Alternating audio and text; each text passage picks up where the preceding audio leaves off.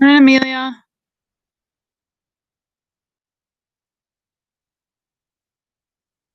Are you alive and well today?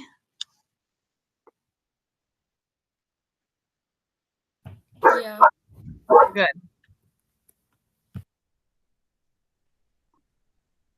Hi, Callie.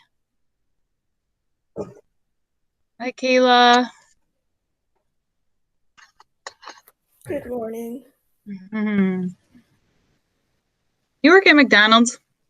Yeah. I think I saw you one day, but I think it was your sister. I wasn't sure. It was probably my sister because I didn't work yesterday. Oh, it I was wasn't yesterday. This was a while ago, but I was thinking I had to do a double take because I'm like, oh my God, was that Kayla? And then, like I thought maybe you would recognize me, but then I didn't see any recognition. So I was like, maybe that was her sister. So, yeah. Well, good for you. Oh, okay. Thank you. Hi, Carmen, Alyssa. How are you guys? Ella, Cameron, Ian, Kayla Vogel, Kate and Bradley. Good morning.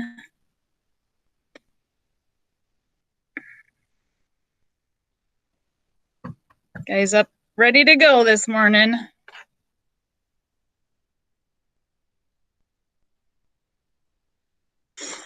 All right. Hi, Caroline. We will wait till 37 and then we're going to start that warm up. So go ahead and pull up your document so you can go ahead and get started on that here in just about 30 seconds or less.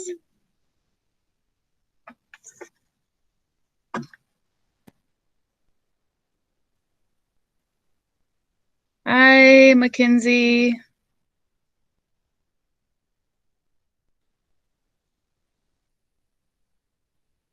Logan, good morning.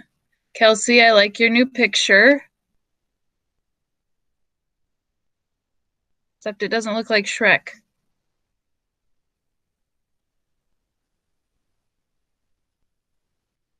Morning, Alex.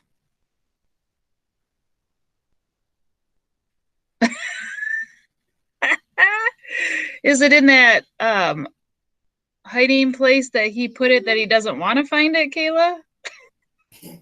He says no. He literally can't. He literally can't find it. Oh my God, what a nut. Well, I guess he can always sit on the call with you and Yeah. listen. I mean, there's always that option. Or remember, I record everything so he can watch the recording later if he needs to. That's hilarious. My son has class today because at Lakeview they have like different days for different kids. So like they have Monday, Tuesday classes for some kids and then Thursday, Friday classes for other kids. So I had to remind my son last night. I said, "Did you charge your Chromebook? Oh, you're ready to go today?" So that's pretty funny. All right. Well, I hope he finds it. If not, though, tell him that he can sit in on your Chromebook if you'll let him. Do the sisterly thing. All right. Well, let's go ahead and start that warm up then. All right. I'm going to share my screeny with you. Let's do that. My computer this morning went out a couple of times when I was on. So like the internet went down. So I'm hoping it doesn't do that again. But if it does, know that I'm going to do my best to get right back to you and not to leave because I will be doing my best to get back. But I hope everything goes well. Let's just cross our fingers. All right, so I'm just going to go right into Google Classroom and open up that warm up. And we are going to be on Wednesday, Thursday.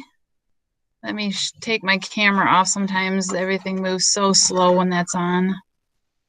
Okay, now we might get somewhere here. Okay, so you will be doing the nutrition question, which is the end question. What do you call the beliefs and social customs of a group of people? So make sure you got them in complete sentences with caps and ends. And the time starts now. 2 minutes.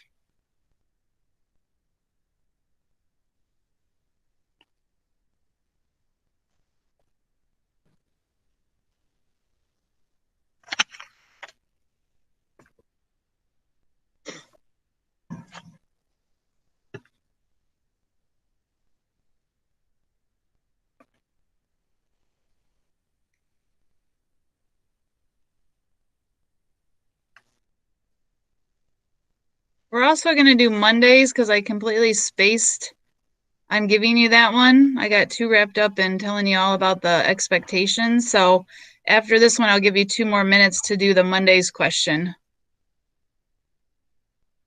So stay on that document.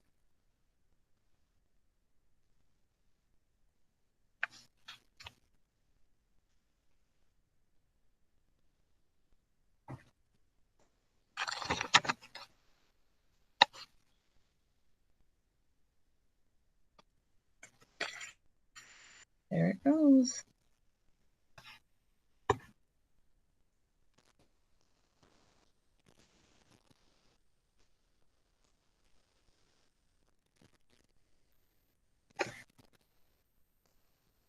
"45 seconds on that first question."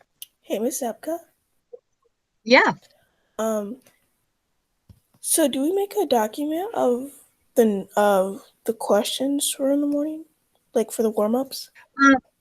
Yep, just like warm up. So just what I do is I would make a Google Doc, and I would just make sure I date it each time we do them, and just answer the question. You don't have to write the question, and then I would make a folder for it in Google Drive. Then I would just say like Zupka's warm-ups or something. That way you can always know where it is and then go get it each time that we meet. Does that make sense? Yes. Okay, that's what I would Thank do. you. That's just my personal opinion. Okay, so that's the timer for warm-up number 1. I hopefully will never make this mistake again, so I apologize. I sometimes just get so excited about doing what I'm doing and I forget. So, all right. So this is your Monday's question. It doesn't matter if they're out of order. When I grade them, I just make sure that you have what you need. In my computer, I don't know. I'm kind of worried about it. It's acting really weird. So anyway, your Monday's question was, what influences your food choices? And I don't believe we did that one. So let's go ahead and start a 2-minute timer on that one. And then I'll have my act back together after this.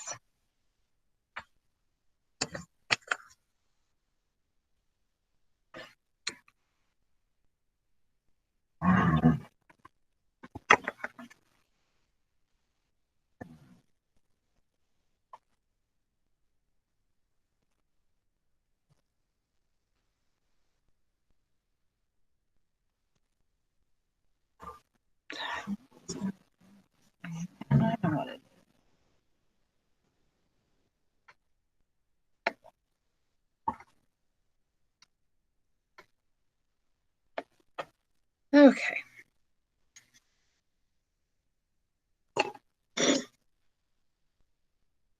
You have a minute left.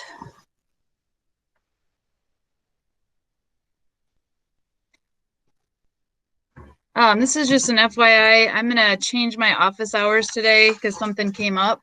So I'm going to run them the same time as my other office hours from 11 to noon. So if you were planning on coming today from 2 to 3, maybe you could switch it to 11 to noon.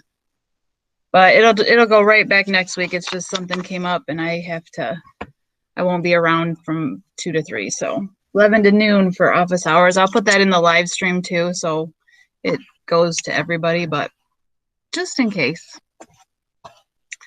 27 seconds. Then when you get done with that warm up, go ahead and pull up your note page from the last time it's in Google Classroom. It's called Factors Affecting Food Choices Guided Notes. So if you haven't started those, go in and get them. If you've started them, go retrieve them so we can continually add to them. And then we'll get going here. All right, time is up. All right. So a couple of things that I just wanted to touch on before we get all involved in what we're doing. Good morning to anybody that joined us late. We just got done with the warm-up. Just to recap that all late assignments are 80% scored. And remember, it's scored on what you have completed. So keep that in mind. Morning, DeMarcus. And then at the end of the unit, I won't be accepting any work, okay? A lock, like when there's a lock next to an assignment, you can still access it, but basically that's kind of like your visual that I'm no longer allowing that assignment to be turned in. So those are just good kind of visuals to remind you that we are now past that and we're not going back, okay? So just kind of keep an eye on that. Remember that we do all of our classwork in class primarily. So when I give an assignment, you are to stay right where you are and you are to be working on it. You can, lower the volume or what have you if I talk or something. But, you are to remain in class until we're out. Sometimes I let you out a little bit early, but never more than 5 or 10 minutes. And that's once in a while. So just keep that in mind. I mean, you have this class time, use it to get your work done. That's the whole purpose. Okay, so don't just like put your head back on the pillow and go sleepy time. Get up, work on it, and get it turned in. That way you won't have to worry about those late points because you won't receive them because you'll be doing your work when you're supposed to. See how that works? All right, so Ramos, it's called Factors Affecting Food Choices Guided Notes, right in your Google Classroom under week 1, quarter 3. And that's where you should find them. I believe there's only 4 assignments that are there, so it shouldn't be too hard to look up. And I am going to set a timer for, let's see, I am going to set a timer for 8:10. And that means that at 8:10, the notes will be done, and I'm going to hand you your assignment. Okay, so remember that means you stay where you are and you work on it. I'm going to have a brief little summary of it because we got some newcomers and things to be reminded of as we go through the demo. So at, what did I say? 8:10 is when we're going to be going over that. I hope I put 8:10. Yes, I did. Okay. All right. So is there any questions for the good of the order before we get started? Have you found what you needed so that you can participate and get that work in? I did notice on Google Classroom that I have a deadline on the notes. I believe it's this Friday. So I'm going to be adjusting that. If I don't adjust it, just, throw me an email or something that says, hey, Zebka, remember you're going to change that deadline. I am writing myself a note right now, but, I may overlook it. So hopefully by me talking about it and writing it down, I will remember. So, but just know that deadline will be adjusted and not to panic today looking at it going, oh my God, we're going to get through all this today. No, we won't. So I'm going to push it into next week for the notes. All right. Nothing good for the order. We're good to go. You guys are ready. Cameron, give me a yes that we're ready. Yes. Okay, thank you. All right. So, I'm sure you can see this right here, food affecting food choices guided notes. Right there is where you need to be right now. Okay. All right. So I'm going to go ahead and we're going to kind of recap a little bit. Can somebody tell me what today's warm-up question was, what the answer was? It's cultural. Culture is well, I just gave it away. Dang it. But the answer was culture for the beliefs and social customs of a group of people. So hopefully you got that right. Remember that warm-up questions, they don't have to be the exact answer. As long as you give me your best educational guess, you're good to go, okay? Also in your notes, you need to put down food norms. And so if you don't have that somewhere in your notes, I would put it in there, me personally, because I believe it's something that's on your test. So I'm going to go over the definition twice, and hopefully you'll get it. Actually, you know what? I think the best thing to do would be to just write it in the chat. So let me do that, and then you guys can see it the whole time, and you won't have to, worry about me going on and you're not getting it. Okay. So let me just type this out really quick.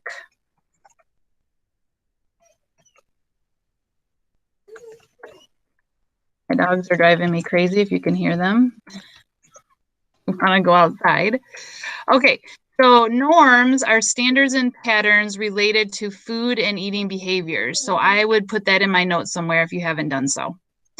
Okay, let me open the door and get them out of here, and then I'll be back in.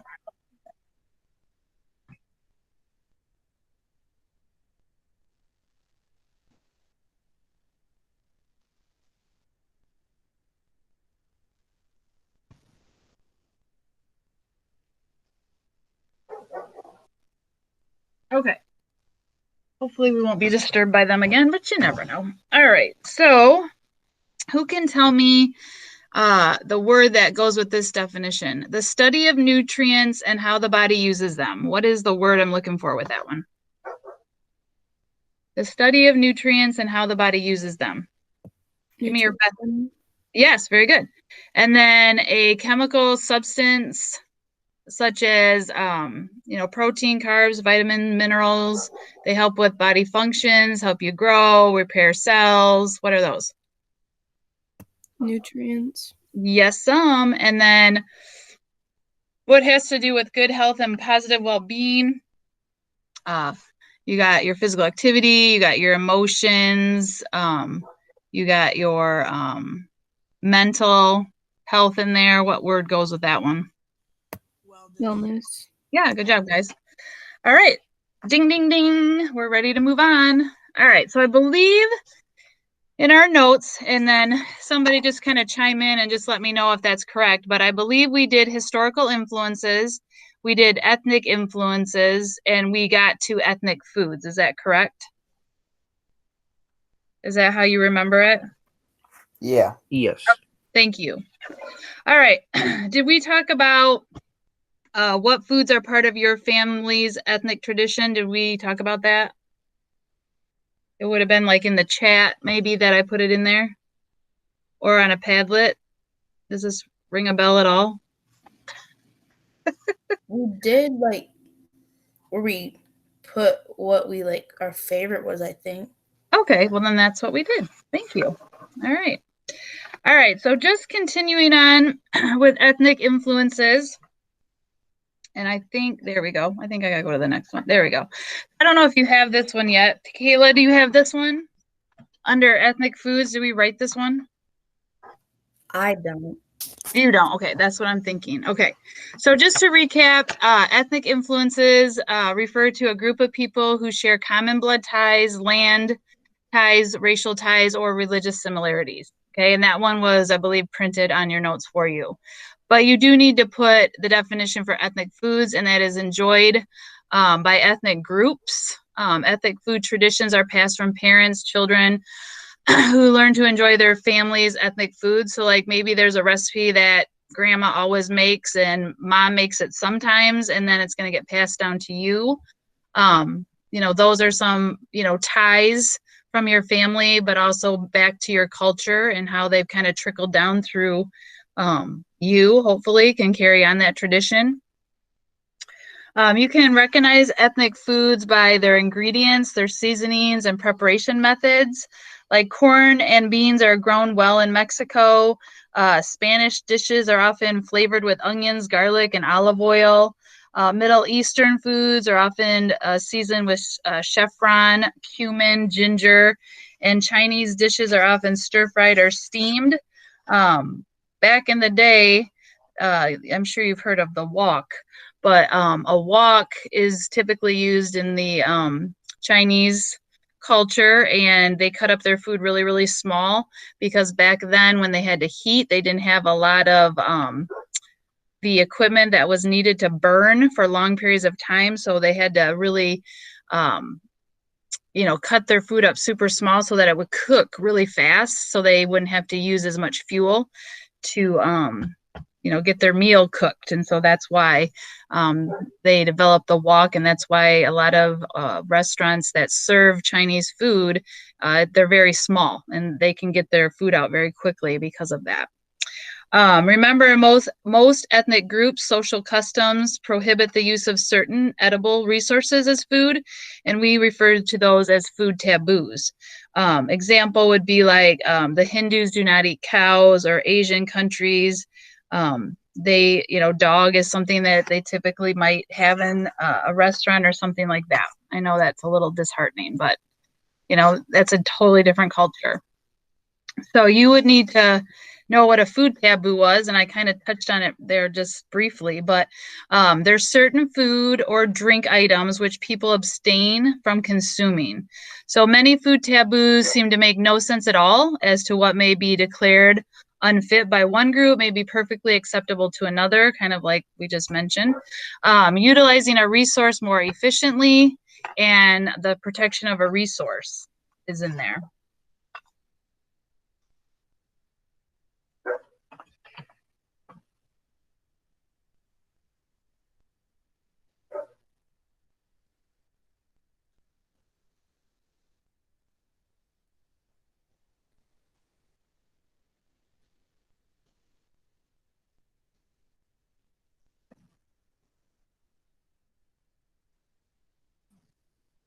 All right, Cameron, you got that written?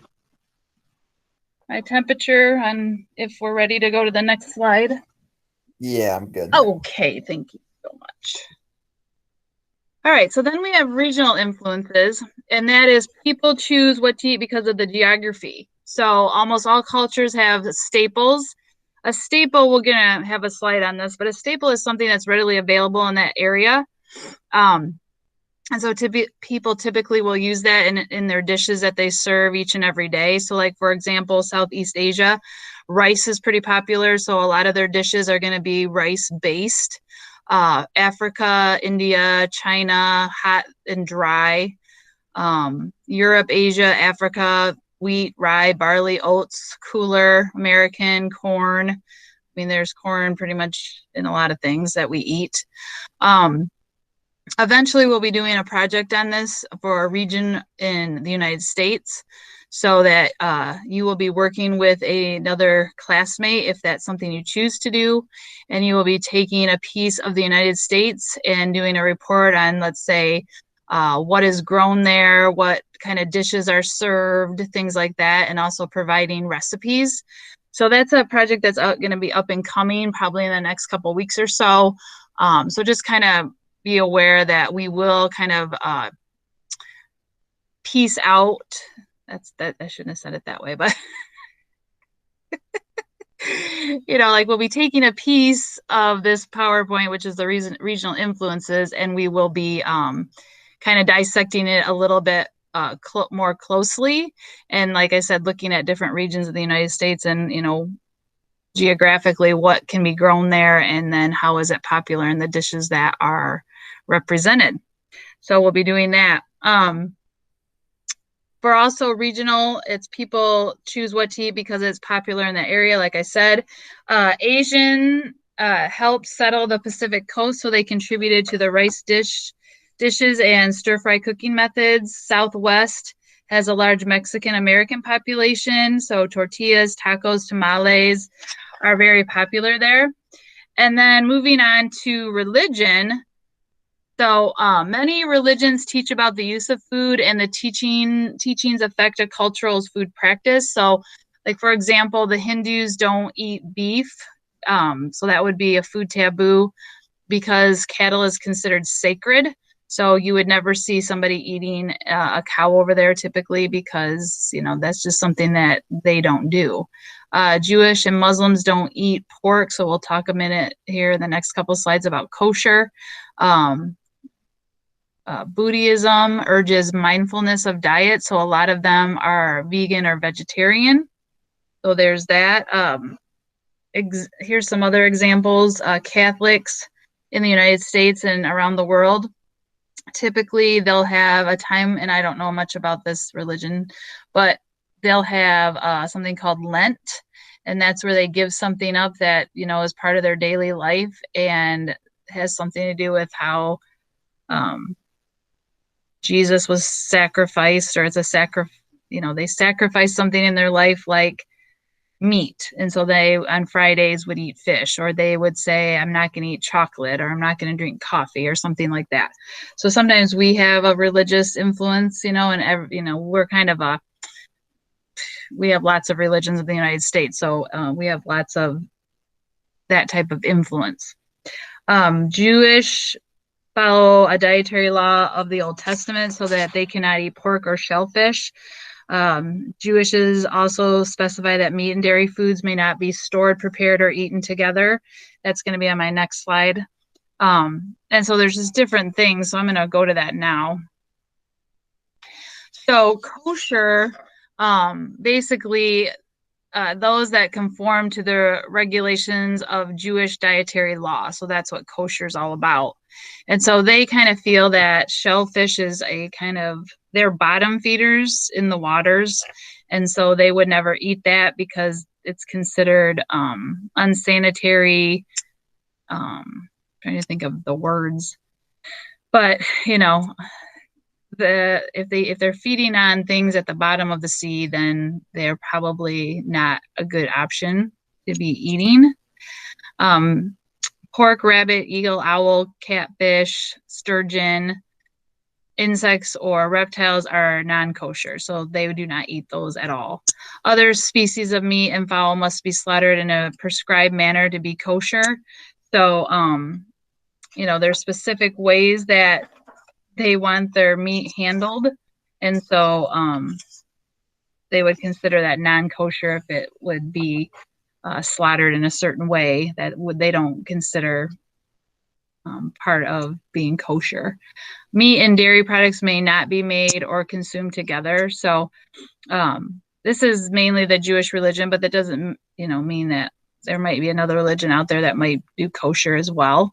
So I don't know if you've been to the store, but usually they'll have like kosher hot dogs, and usually those are ones that have been blessed. So that's all what kosher stands for and what it's all about.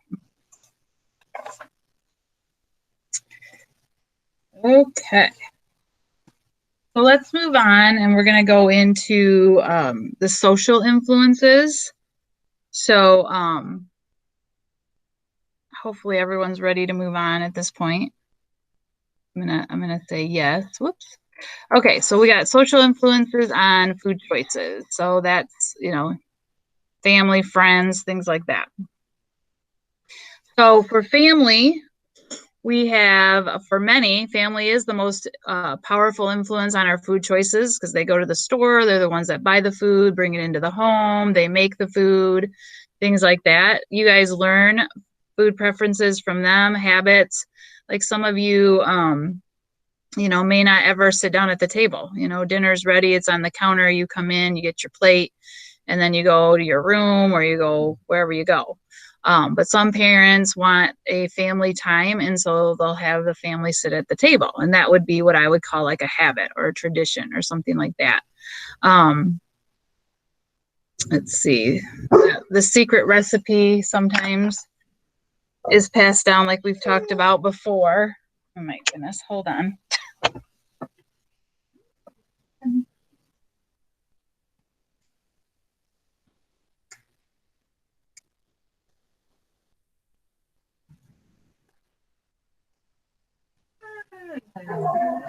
Okay, sorry. All right. Food often plays a role in social relationships with family and friends. So let's see, the diet that you have may determine, you know, again, what foods are prepared, table manners, if you have any, let's hope you do. Let's see, holidays, birthdays, special occasion.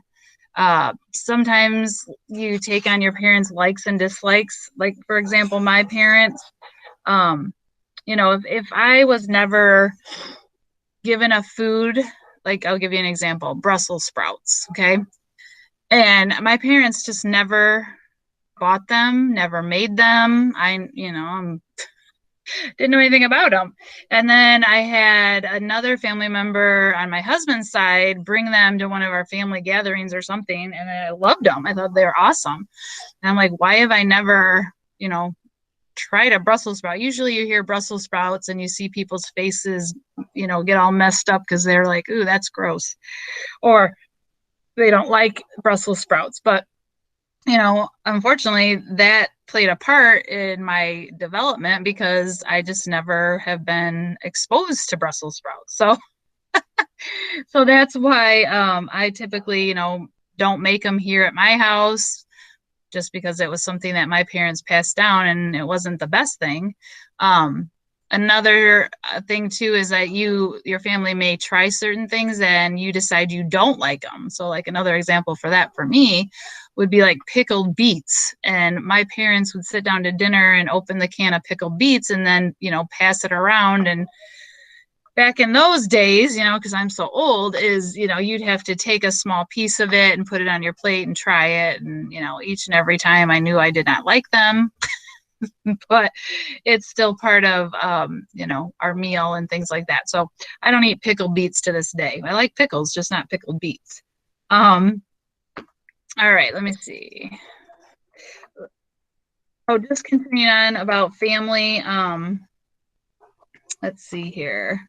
So some other things that can help influence you with your family is like if you have a single parent or you have two parents in the home, that's going to depend, income, things like that, the size of your family, how mobile as far as like, you guys might have practice every day and it's during the dinner hour. And so you go home and you're kind of piecing together the meal that was presented that you weren't there for. So lots of things are going to influence our food choices and things because of our family and what we've lived through in our lives. And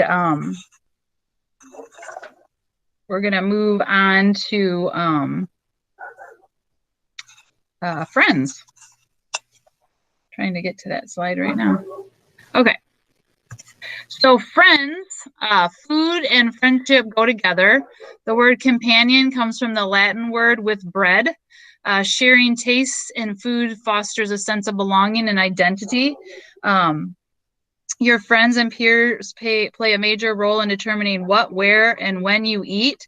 So like what you eat, have you noticed that your friends like many of the same foods that you like pizza, tacos, hamburgers, French fries, milkshakes, soft drinks?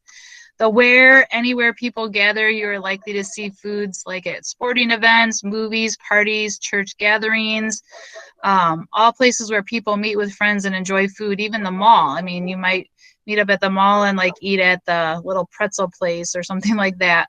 The when is, it could be during a specific meeting or an after school snack, at home, at a restaurant that you meet up. So, there's several roles that peers play in what you eat typically.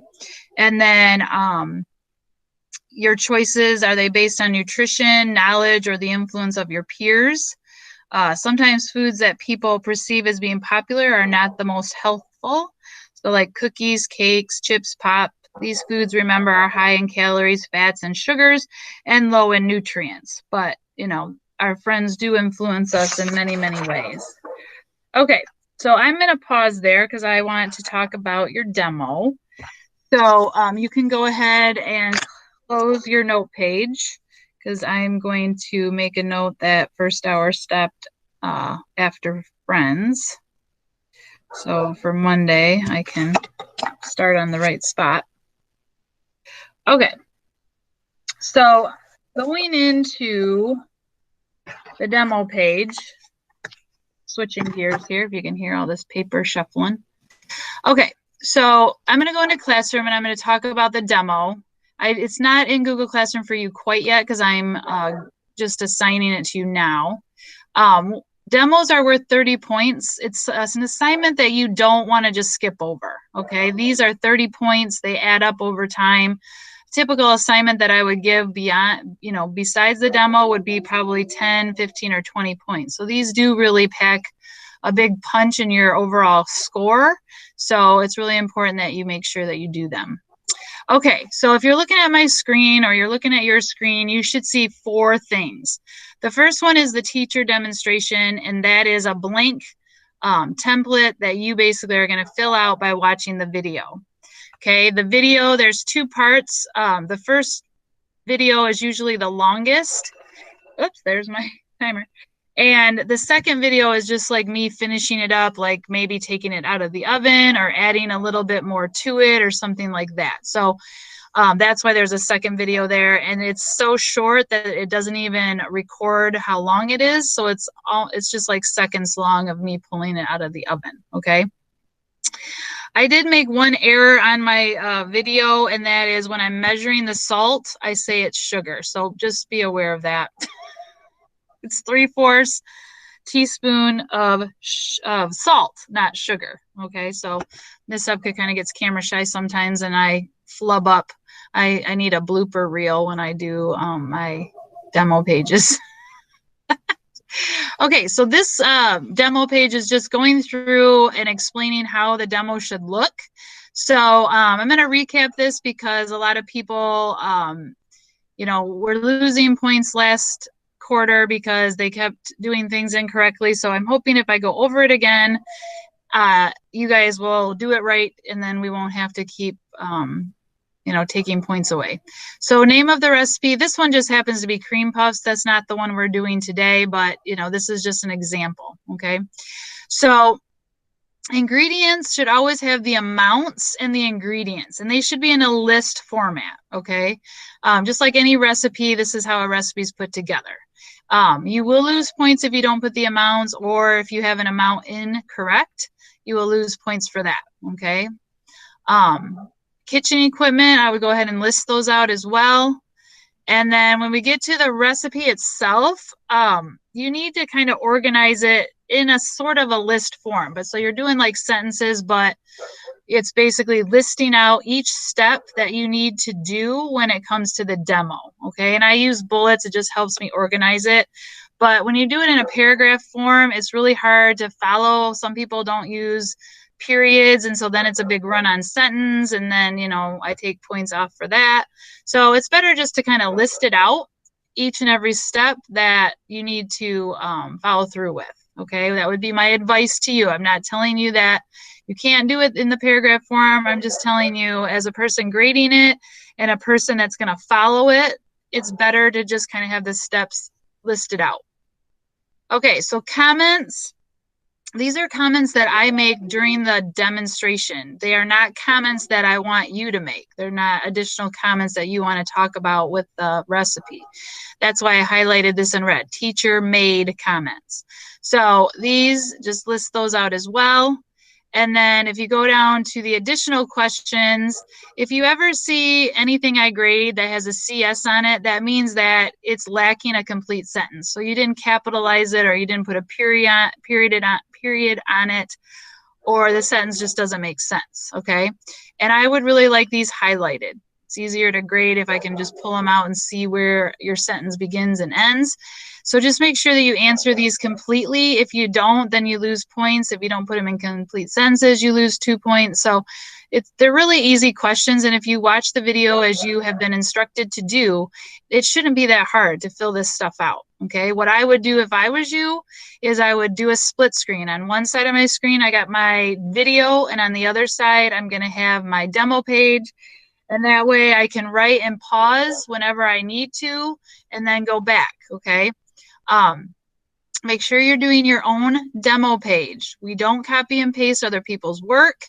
And I've, you know, found that many times, and you will receive 0 points if that happens. Both people get 0. There's no makeup or anything. So just do your own work. It's not that hard. It doesn't take much time. The video is like 7 minutes, and I'm giving you class time to work on it. So there's really no excuse why you're going to take the easy road out and do a copy and paste job with somebody else's work. Okay. All right. So you would need to pull up your teacher demo page at this time. Like I said, I would do a split screen. That's me personally. And I would go ahead and start my demo page, and I would get it in. Okay. We have until 8:35 that you need to remain here and be working on this assignment. I'm going to stick around. That way, if you have questions or concerns, I can assist you.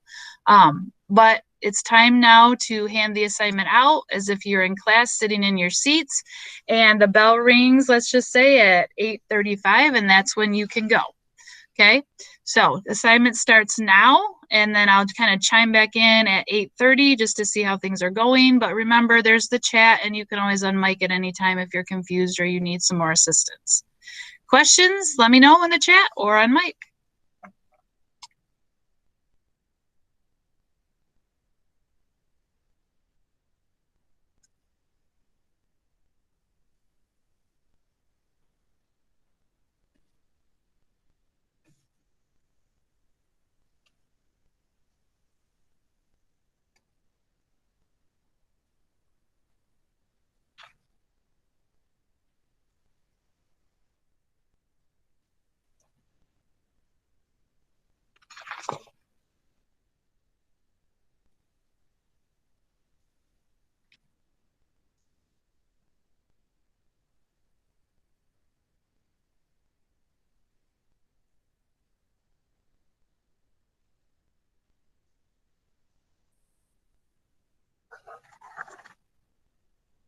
Kayla, is Connor sitting with you?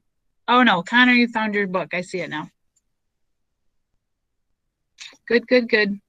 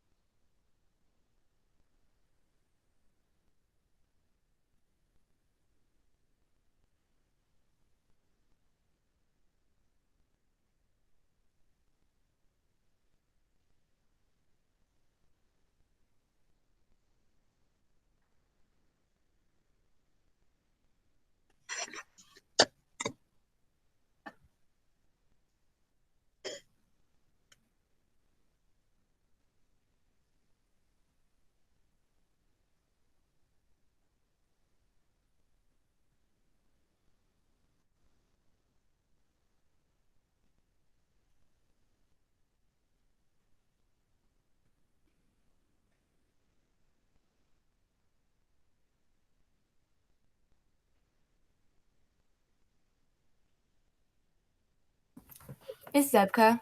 Yes. I don't know if I'm like hearing this wrong, but like the first two ingredients, like you said to do 3/4 teaspoon of sugar, and then for the second ingredient, you said to do half a teaspoon of sugar. Yeah, I mentioned that. The 3/4 teaspoon is salt. Okay. Yeah. Okay. Yep. Thank you for recapping. I'm sure there was other people that didn't hear that as well. Okay.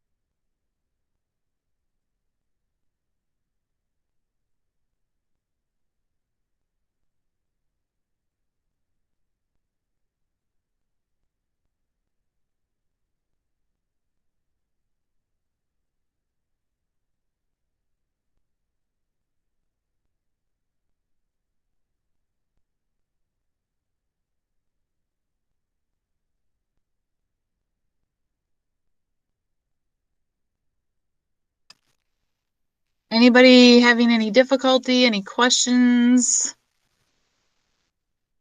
Remember, there's that example page in there if you need clarification on what to do or how to do it.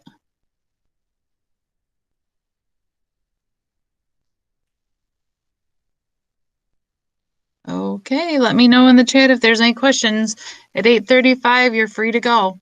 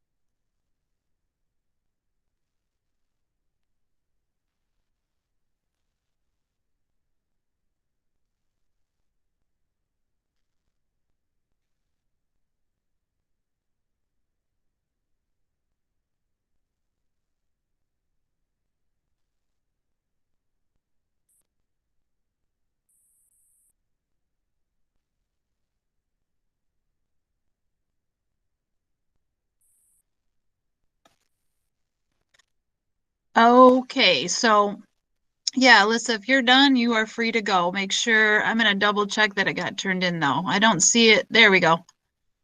Let me just double check. So Alyssa and Cameron, if you guys are good, Cam, hopefully you highlighted your answers to the questions, I'm hoping. That if not, go back and just make Oh, sure you, snap. Let me go do that real quick. okay. I was just checking, so.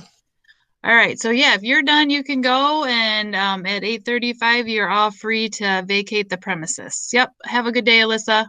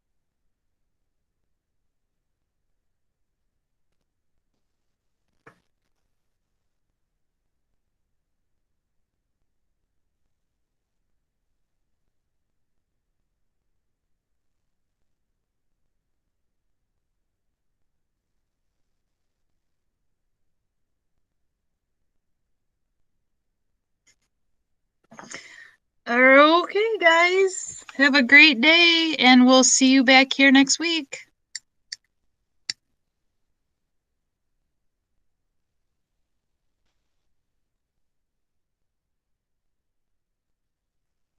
Bye, Miss Zebka.